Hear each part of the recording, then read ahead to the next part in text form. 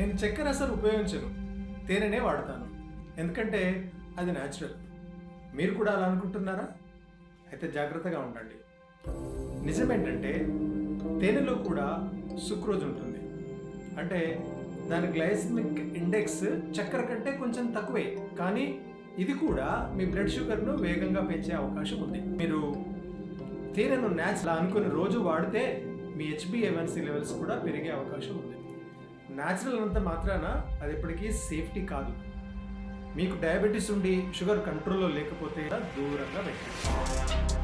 కానీ మీ షుగర్ కంట్రోల్లో ఉందనుకోండి, అప్పుడప్పుడు కొద్ది మోతాదులో మాత్రం వాడవచ్చు. తీపికి నిజంగా ఏదైనా సబ్స్టిట్యూట్స్ ఉన్నాయంటే నేను మీకు స్వీట్ డ్రింక్స్ తాగి కామెంట్లో స్వీట్ అని టైప్ చేయండి, ఏంటో నేను చెప్తాను. వీడియో నచ్చితే లైక్ చేయండి, మీ ఫ్రెండ్స్తో షేర్ చేయండి, నా ఛానల్ సబ్స్క్రైబ్ చేసుకోండి.